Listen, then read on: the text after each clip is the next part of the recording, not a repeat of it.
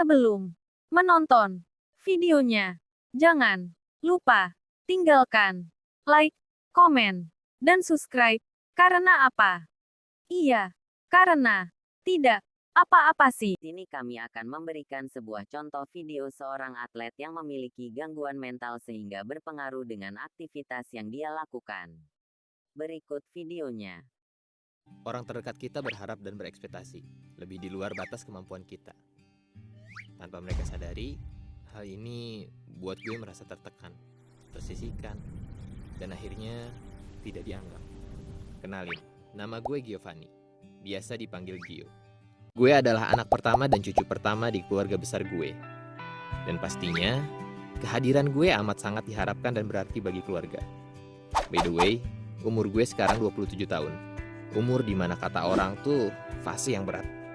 Ya, tergolong di fase quarter life crisis lah. Gue pengen sedikit ngajak kalian buat dengerin kisah hidup gue. Gue tumbuh dan dididik di keluarga yang bisa dibilang berada. Ya, gak berlebihan tapi jauh dari kekurangan. Jadi, sebisa mungkin semua kebutuhan gue terpenuhi. Asalkan untuk kebaikan gue. Bahkan saat umur gue 7 tahun, udah ikut 3 les privat. Renang, matematika, sama musik. Saat itu gue enjoy-enjoy aja, tanpa banyak nanya. By the way, selang 3 tahun kelahiran gue, nyokap ngelahirin lagi seorang anak cewek. Yap, adik gue, namanya Yura. Seiring bertumbuhnya kita berdua, waktu selalu kita habiskan bersama. Dan gue sayang banget sama Yura. By the way, bokap gue punya toko sembako yang lumayan rame dan gede di pasar. Dan nyokap gue bantuin kerjaan bokap. Kadang waktu gue kecil, gue sama Yura sering diajak ke toko buat nemenin mereka kerja. Katanya biar kalau udah gede, gak kaget sama dunia kerja. Yura tuh tipikal anak yang suka ngintilin kakaknya. Sebagai kakak, gue dituntut untuk menjaga sikap dan memberi contoh yang baik. It's fine. Gue juga gak aneh-aneh kok anaknya.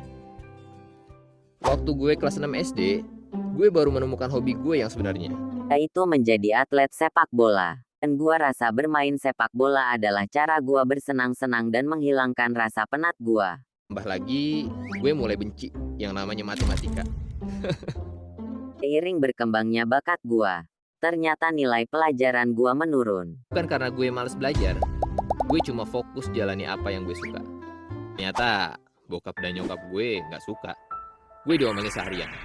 Katanya bokap gue dapat laporan dari guru tentang penurunan nilai akademik gue. Padahal di saat itu juga gue punya cita-cita Menjadi seorang atlet sepak bola.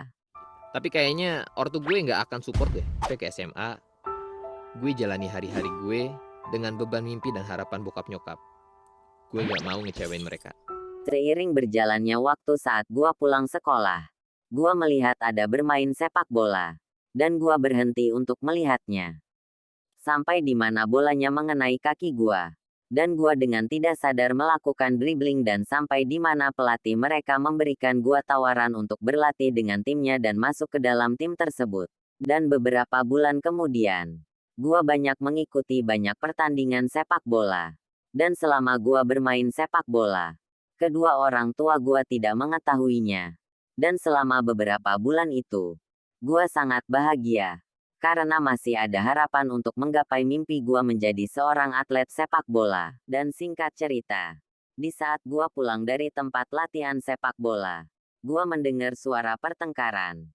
Yang dimana pertengkaran tersebut dikarenakan ibu membela gua dan mendukung gua bermain sepak bola. Dan saat itulah ayah gua memarahi ibu gua. Dan sampai di mana gua memberanikan diri untuk memberikan alasan gua mengapa masih bermain sepak bola. Tapi ayah gua tidak menerima alasan gua. Sehingga menamparkan pipi gua dan ayah gua juga menganggap bermain sepak bola itu tidak ada tujuan hidup. Dan saat sejak pertengkaran itu, mental gua tidak seperti dulu. Gua tidak fokus dengan apa yang gua lakukan dan gua merasa tidak punya harapan lagi. Dan singkat cerita saat itu timku menghadiri pertandingan sepak bola. Dan sebelum pertandingan itu dimulai, kami pergi ke ruang ganti pakaian. Dan sebelum ganti pakaian, pelatih menyuruh kami berkumpul untuk memberikan motivasi untuk kami semangat dalam lapangan. Terutama terhadap gua, pelatih mengatakan kepada gua jika ada masalah dari luar jangan bawa saat bertanding. Jika orang tuamu melarang bermain sepak bola, maka buktikan kalau kamu bisa melakukannya dengan baik dan menangkan pertandingan ini. Tunjukkan kepada orang tuamu sepak bola itu mempunyai tujuan hidup. Oke, intinya semangat buat kamu dan kita semua. Semangat, semangat. Dan saat gua bertanding, motivasi yang berikan pelatih tadi selalu gua ingat dan bahkan selalu berputar di pikiran gua. Sehingga gua semangat dan berhasil mencetak gol. Dan pada akhirnya tim kami juara 1 dalam pertandingan sepak bola ini dan tim kami berhasil membawa pulang piala.